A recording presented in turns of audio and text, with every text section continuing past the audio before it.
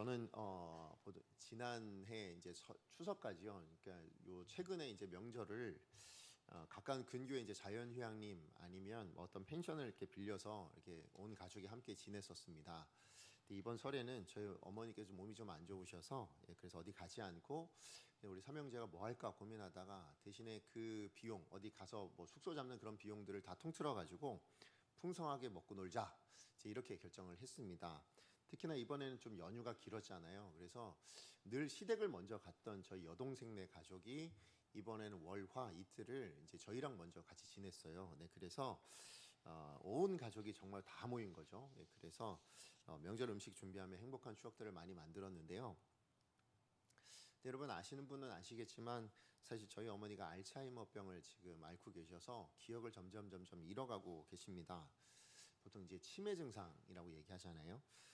근데 또 3주 전입니다. 3주 전에 저희 어머니가 맹장이 터지셨는데 그 맹장에 이제 그 터지셔서 맹장이 끊어지셨더라고요. 네, 그래서 그분이 끊어지는 바람에 이제 변이 다 나와서 어쨌든 맹장 수술을 하셨는데 사실 그 이후로 이제 전신 마취한 이후로 더 좀 많이 나빠지셨어요. 그래서 이제 제 이름이나 제 동생 이름도 잘 기억 못 하실 때도 있고 심지어는 이제 제가 결혼했는지도 모르시더라고요.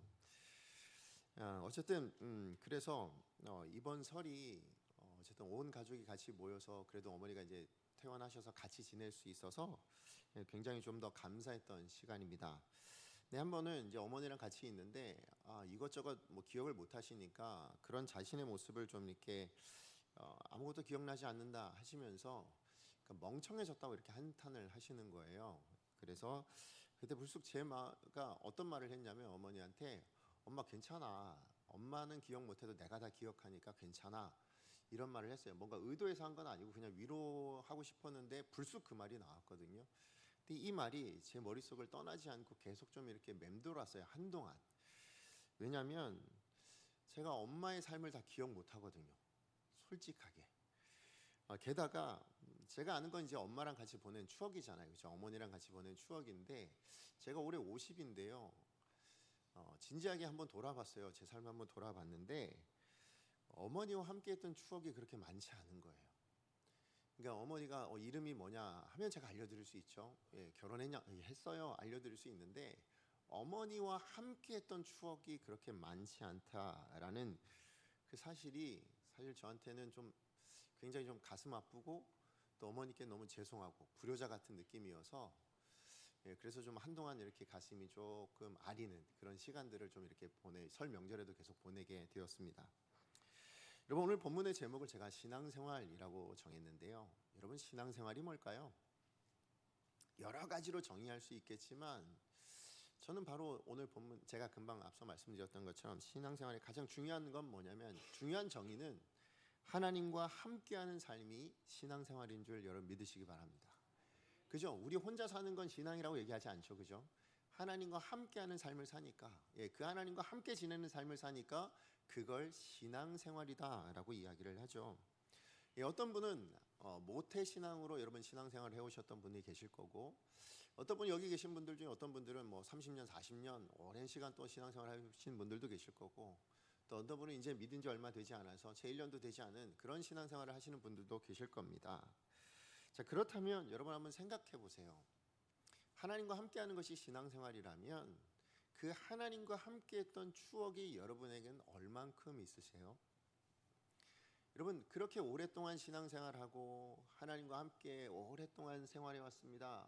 평생을 같이 해오신 분도 계실 거고 아니면 오랜 시간 신앙생활 해왔다라고 생각하시는 분들도 계실 텐데 여러분 그 하나님은 여러분 어떤 하나님으로 여러분에게는 어떤 역사를 일으키고 여러분 하나님은 어떻게 하신 하나님으로 기억하고 그 하나님의 행하신 일들이 얼만큼 여러분 삶 안에 담겨져 있는지 추억되고 있는지 한번 돌이켜 보시라는 겁니다.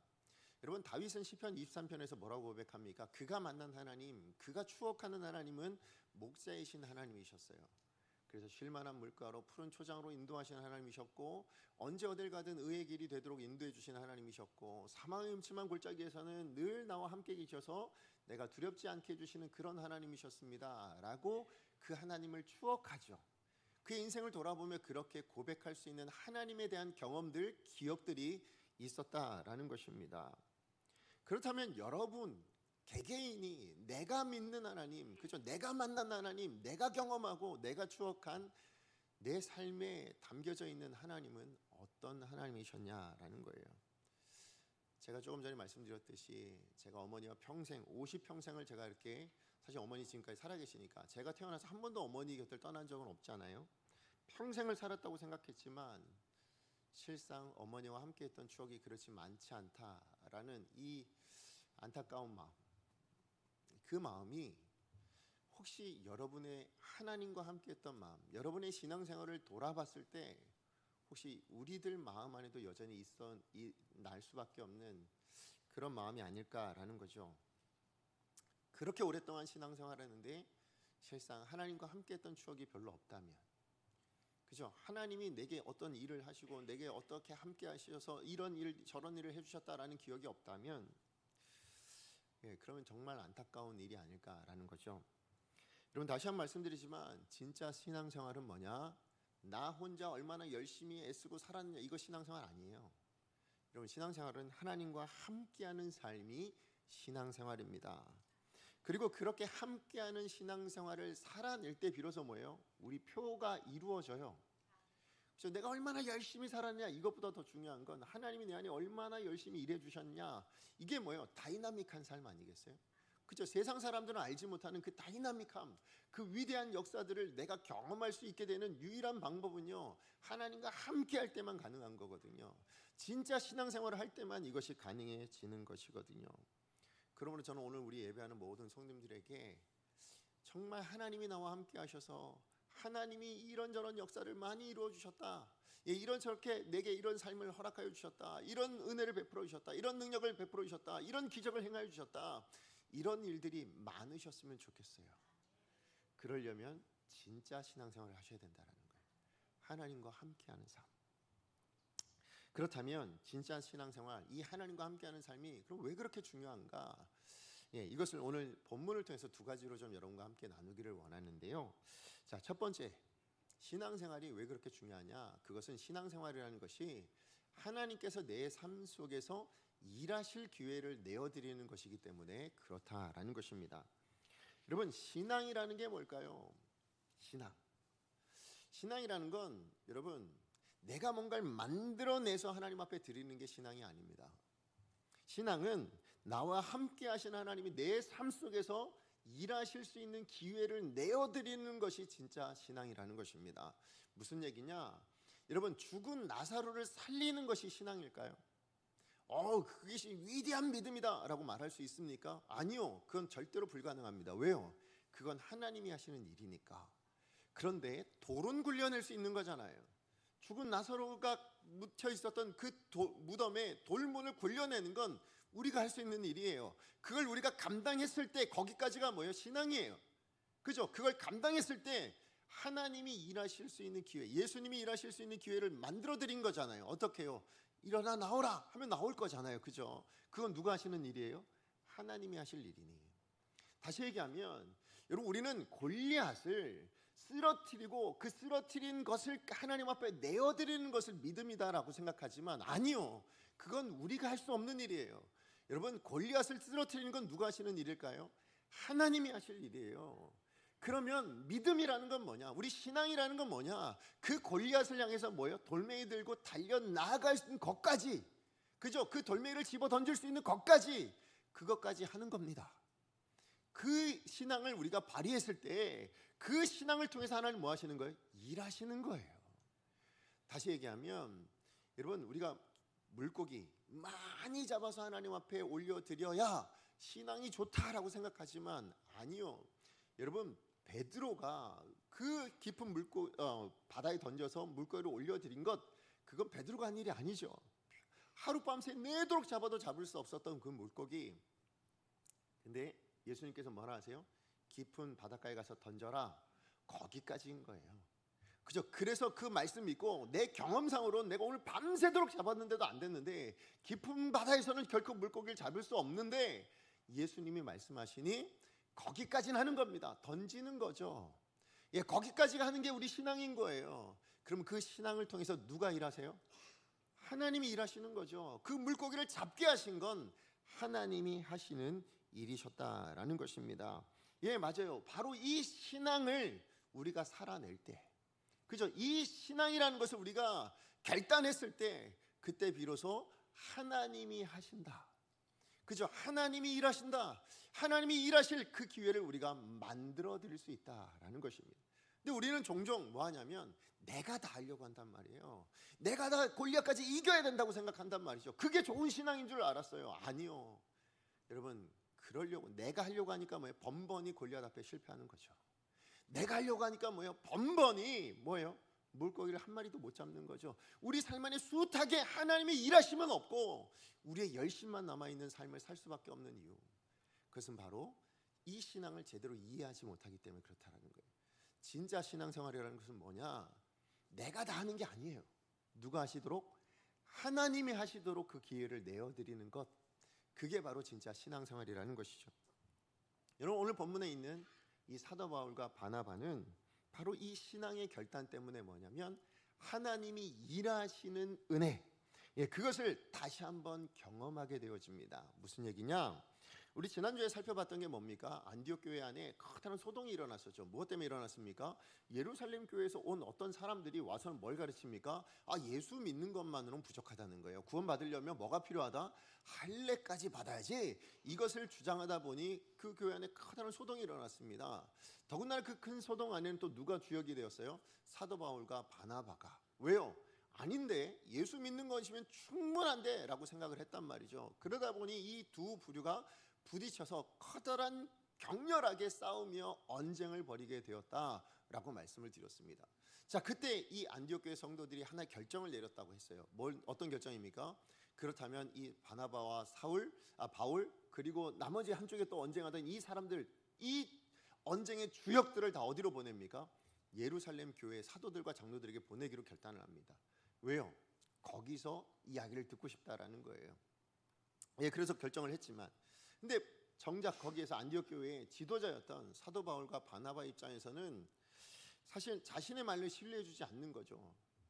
정말로 예수 믿으면 구원받는 게 맞는 건데 그 교회 성도들이 신뢰하지 않는 거예요. 그리고는 오히려 뭐예요? 예루살렘에 있는 사도들의 판단, 그 판단을 더 신뢰하겠다고, 그 판단을 내가 더 알고 싶다고 그렇게 보내는 이 안디옥 교회 성도들의 결정이 섭섭하죠. 또 때로는 답답하기도 하죠. 하지만 이 바나바 바울은 신앙의 결단을 내립니다. 믿음의 결단을 내립니다. 어떻게 해요? 교회를 향한 하나님의 선하신 뜻이 있을 거다. 이 일을 통해 하나님이 이루시고자 하는 분명한 뜻이 있을 거다. 반드시 하나님이 선하게 그 일을 하나님의 뜻대로 만들어 가실 것이다 라는 믿음을 가지고 예루살렘으로 올라가기로 결단을 합니다. 그런데 문제는 뭐냐면 예루살렘으로 올라왔는데 예루살렘 교회 안에도 어떤 세력들이 있어요? 여전히 할례를 받아야만 구원을 받을 수 있다고 주장하는 세력들이 있었다라는 겁니다. 자, 우리 5절 말씀 같이 한번 읽어보도록 하겠습니다. 5절 시작. 바리새파 중에 어떤 믿는 사람들이 일어나 말하되 이방인에게 할례를 행하고 모세의 율법을 지키라 명하는 것이 마땅하다 하니라. 여러분, 지금 예루살렘 교회 안에 이 주장을 할 수 있었던 이유는 무엇인가 하면, 왜 예루살렘 교회가 예수 믿는 것만으로 구원받는다는 이야기 외에도 이런 주장을 그대로 고수하도록 내버려 뒀냐면, 사실 예루살렘 교회는 유대인으로 이루어진 교회거든요. 이미 할례를 받아 하나님의 백성이라고 여겼던 그 유대인들 중에 예수를 믿어 구원받은 사람들로 이루어진 교회, 그게 바로 예루살렘 교회였습니다. 물론 그들 유대인들 안에도 히브리파 유대인, 헬라파 유대인이 있었어요. 하지만 공통점은 뭐예요? 다 유대인이었다라는 거예요. 여러분, 유대인의 특징이 뭐예요? 다 할례 받은 사람들. 난지 8일 만에 다 할례를 받아야 그래 부정하지 않고 진짜 하나님의 선택된 백성이라고 믿었던 그 오랜 세월이 있었잖아요.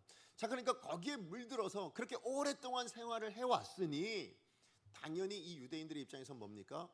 할례 받는 것은 하나님의 백성된 표니까, 아니 할례를 받아야만 진짜 하나님의 백성이라고 이야기할 수 있으니까, 그러니까 이방인들도 구원받았다? 그것으로는 부족해. 뭐가 필요하다고요? 할례를 반드시 받아야 돼. 이 고백이 있을 수밖에 없었다라는 것이죠. 그리고 이것을 그 예루살렘 교회도 무시할 수가 없었다라는 것입니다. 자, 그런데 이런 예루살렘 교회의 형편을 여러분, 지금 예루살렘에 향해 갔던 바나바와 바울이 몰랐을까요? 알았죠. 왜냐하면 바나바가 어디서 파송받아 안디옥 교회의 지도자가 됐어요? 예루살렘 교회에서 파송받아 지도자가 된 사람이에요. 자, 그러니 예루살렘 교회 안에 이런 분위기가 여전하다, 그죠? 많은 사람들이 여전히 지금 할례를 주장하고 있다, 모를 리가 없습니다. 게다가 사도 바울은요, 더더구나 잘 알죠. 왜요? 그야말로 바리새파 중에 바리새파였잖아요. 예, 그게 바로 사도 바울이었다고요. 예수 믿기 전에 바리새인 중에 바리새인, 그게 바로 사도 바울의 자랑이었다고요. 예, 그랬던 사도 바울이기 때문에 예루살렘 교회에 올라가 봤자 여러분 그 교회 안에서도 여전히 할례를 받아야 된다고 주장할 텐데 라는 마음을 몰랐을 리가 없다라는 것입니다. 그랬다면 지금 그 예루살렘 교회를 향해 걸어가는 사도 바울과 바나바의 심정은 어땠을까요? 지난주에 우리가 나눴을 때 기쁨으로 정말 즐거이 갔다라고 말씀을 드렸지만, 그러나 그 실상 그 마음 안에서 솟아나는 마음은, 생각은 어쩔 수 없었을 거예요. 뭐예요? 올라가 봤자 소용없는 거 아닌가?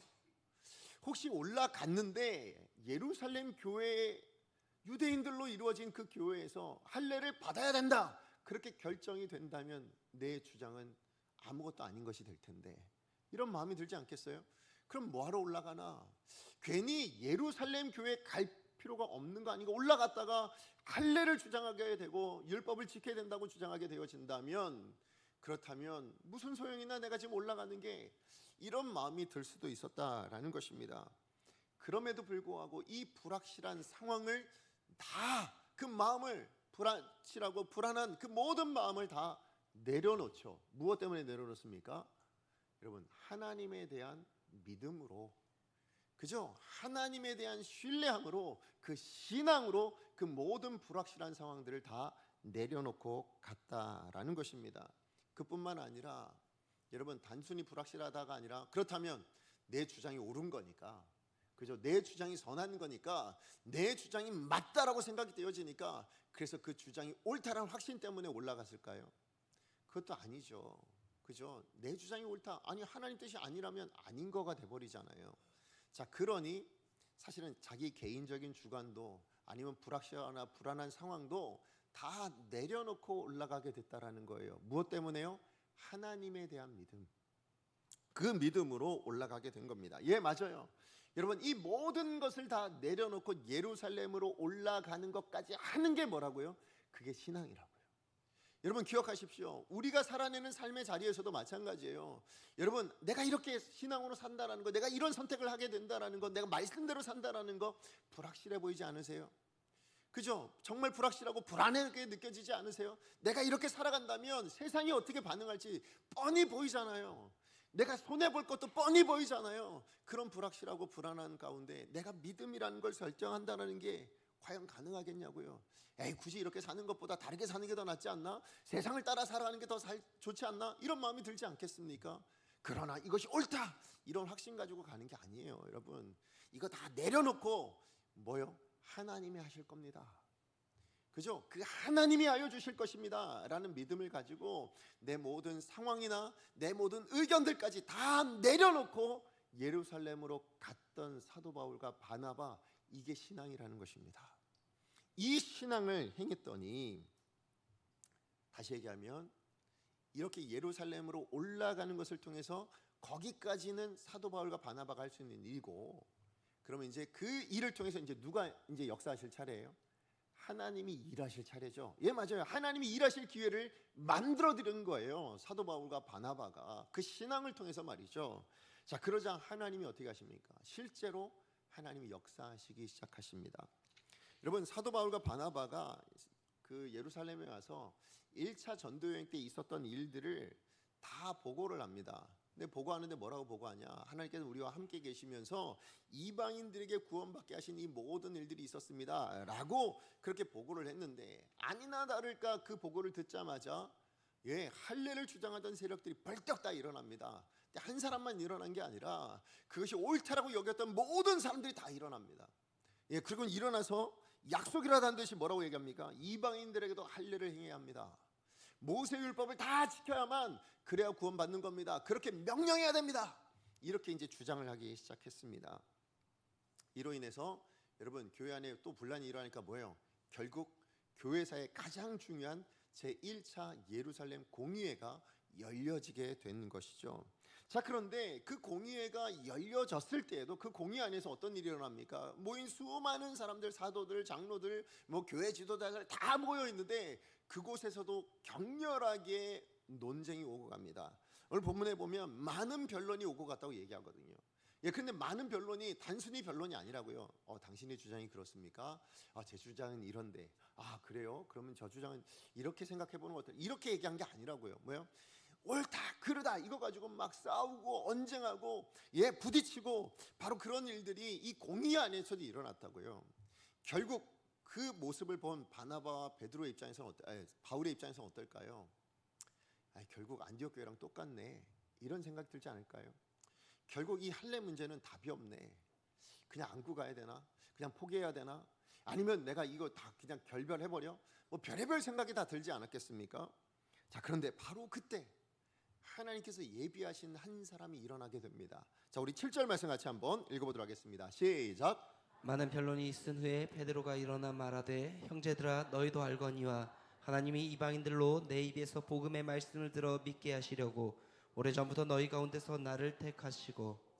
여러분, 하나님께서 예비하신 사람이 누구예요? 베드로예요. 근데 여러분, 사실 베드로는요 히브리파 유대인이에요. 그죠? 예루살렘을 떠나본 적이 없는, 그러니까 이스라엘을 떠나본 적이 없는 정통 히브리파 유대인입니다. 게다가 지금 예루살렘 교회의 뭐예요? 대표, 수제자로서 대표잖아요. 지도자였단 말이죠. 자, 그러니 사실 일어나서 이야기한다면 할례가 맞아 이렇게 말할 수 있을 것 같은데요. 그런데 그랬던 이 베드로가 일어나더니 말을 시작하는데 그 말의 내용이 뭡니까? 바로 이 사건보다 이 지금 시점보다 한 10년 전도 더 지난 이야기 하나를 꺼냅니다. 그 이야기가 뭐예요? 고넬료 가정에 세례를 베풀어 줬던 이야기. 그 이야기를 꺼내고 있는 것입니다.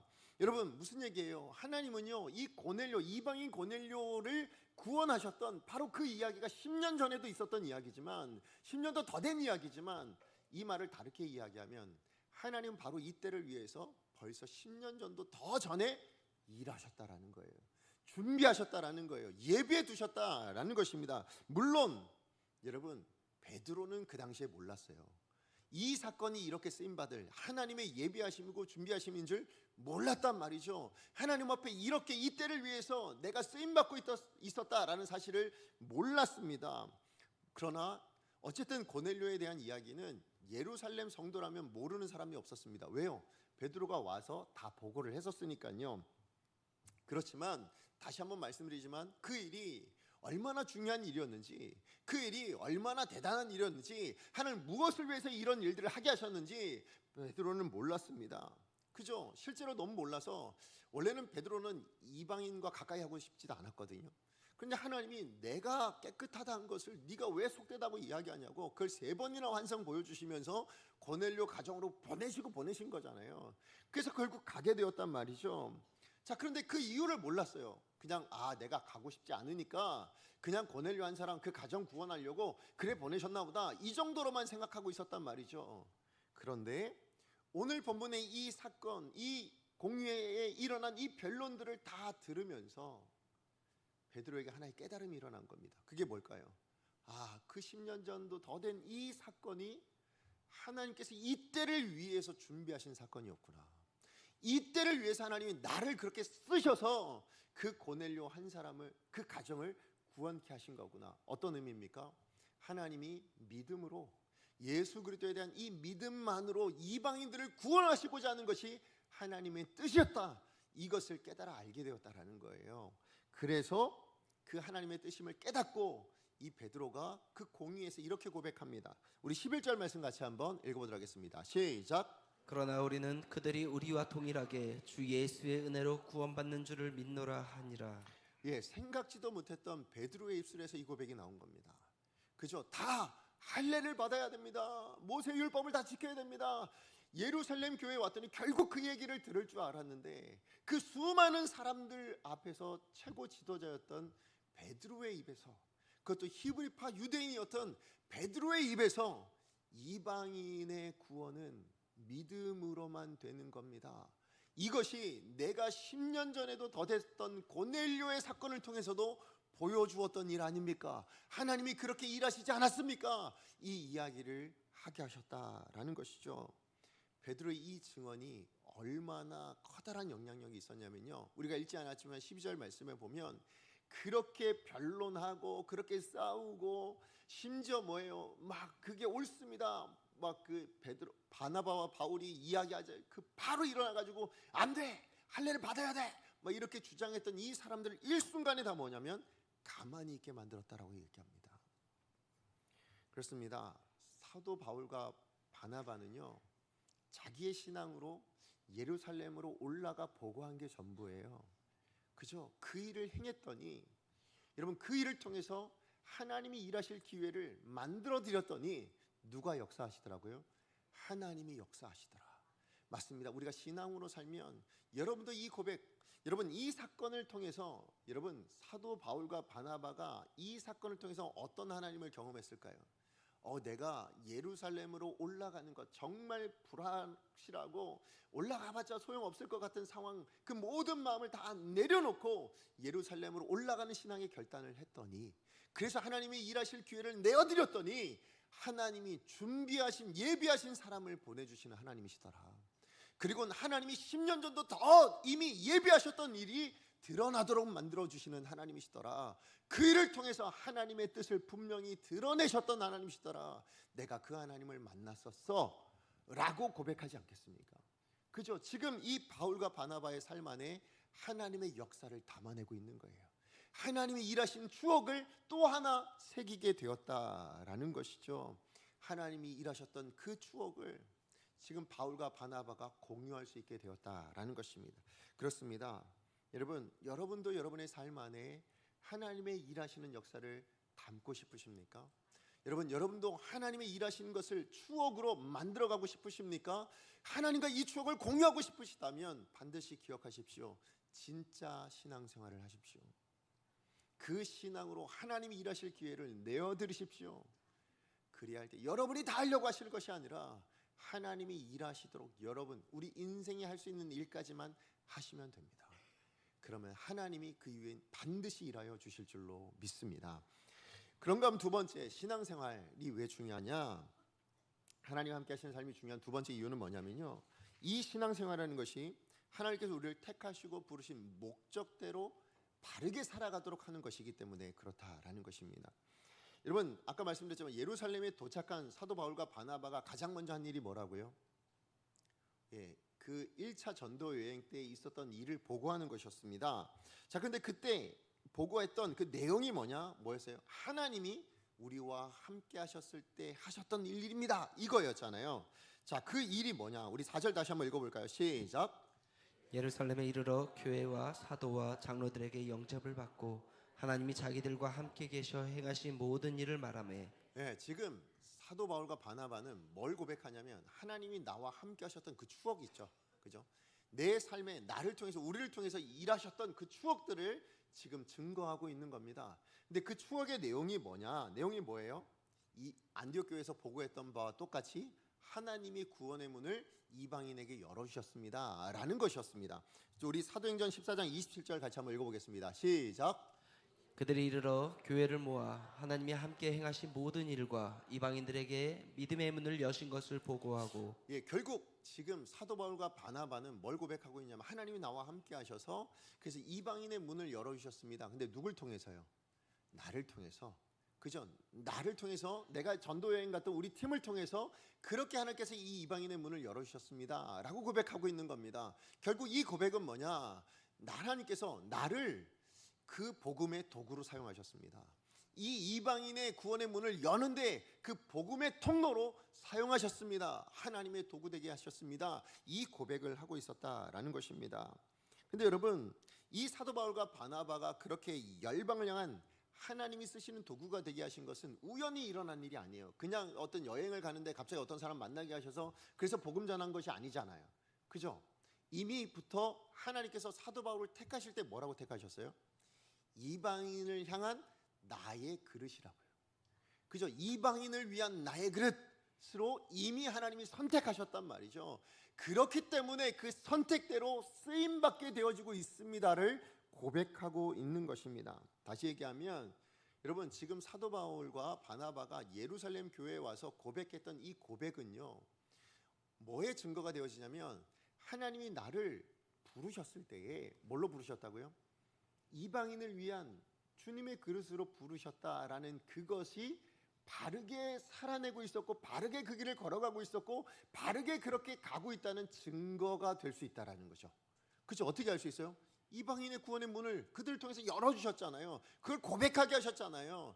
예, 맞아요. 신앙생활이라는 건 내가 신앙으로 올바로 살아냈더니, 내가 신앙으로 진짜 신앙이라는 것을 선택하고 매일매일을 살아냈더니 그 선택으로 하나님은 뭘 이루어내 가셔요?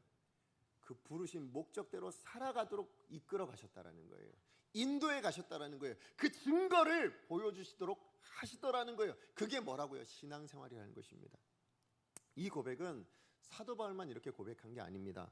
여러분, 오늘 본문의 베드로를 한번 보시죠. 우리 7절 말씀 다시 한번 읽어볼까요? 시작. 많은 변론이 있은 후에 베드로가 일어나 말하되 형제들아 너희도 알거니와 하나님이 이방인들로 내 입에서 복음의 말씀을 들어 믿게 하시려고 오래전부터 너희 가운데서 나를 택하시고. 예, 이건 베드로의 자기 정체성 고백입니다. 근데 뭐라고 고백하는 거예요? 내가 하나님 앞에 택함 받은 사람이에요. 근데 뭘로 택함 받았다고요? 복음 증거하는 자로 택함 받았다라는 거예요. 근데 그 복음 증거하는 자로 택함을 받았는데 특별히 누구에게도 복음 전하라고요? 고넬료에게도 복음 증거하라고. 그러니까 고넬료에게 복음 증거한 건 베드로가 자발적으로 한 일이 아니잖아요. 그죠? 하나님이 강권적으로 역사하셔서 환상을 3번이나 보여주시면서 그렇게 일하셨을 때에 결국 그 하나님의 일하심으로 말미암아 내가 복음을 증거했습니다. 내가 복음의 증인이 되었습니다. 이것을 지금 자기 정체성으로 고백하고 있었다라는 것입니다. 그런데요, 이 고백이 이루어지기 전, 그러니까 자기 정체성이 뭐라고요? 복음 증거하는 사람이다. 베드로가 그렇게 고백하는데, 여러분, 그 복음 고백, 이 일을 이루어내기 위해서, 복음의 증인되는 이 삶을 이루어내기 위해서 베드로도 신앙의 결단이 있었어요. 그렇죠? 고넬료 사건이 바로 그 결정적인 핵심 사건이에요. 여러분, 고넬료는 이방인이었죠. 유대인들에게서 그 당시에 뭐예요? 이방인은 가까이 하지 않아야 돼. 그죠? 왜요? 가까이 하면 부정한 인생이 된단 말이에요. 그러니까 유대인 사회로서부터 격리당할 뿐만 아니라 사실 비난과 비판을 감수해야 될 일이었어요. 자, 그럼에도 불구하고 오늘 이 베드로는 하나님께서 나를 보내셨다. 예, 복음의 증인으로 그 자리로 보내셨다. 그래서 뭐 했어요? 결단하고 고넬료 가정으로 들어갑니다. 거기까지를 한 거예요. 그죠? 신앙의 결단으로 거기까지 한 거예요. 그랬더니 누가 역사하시더라?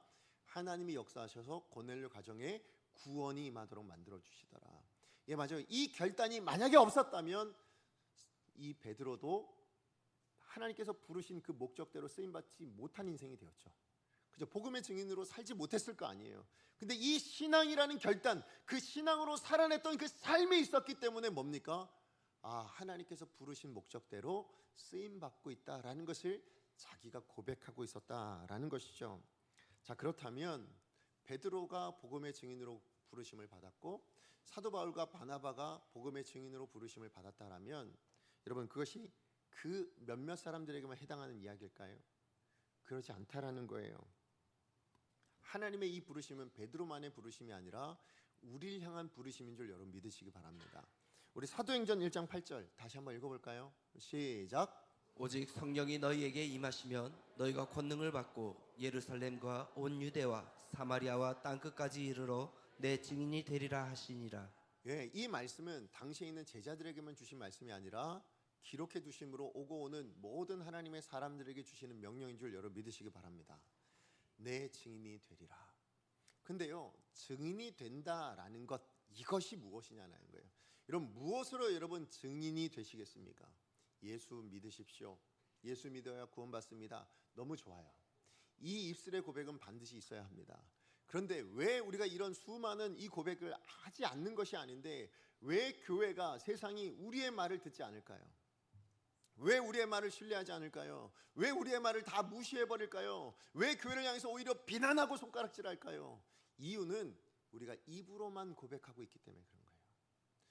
무슨 얘기냐? 진짜 증인이 되고 싶으십니까? 그렇다면 오늘 사도 바울과 바나바가, 아니 베드로가 하고 있는 바로 이 모습이 필요하다는 거예요. 어떤 모습이요? 내가 신앙으로 결단함으로 말미암아 내가 경험한 하나님에 대한 증거가 있어야 된다는 거예요. 그죠? 내가 만난 하나님, 나와 함께 하시며 어떤 일을 행하셨는지 그 하나님의 하나님 되심이 드러나야죠.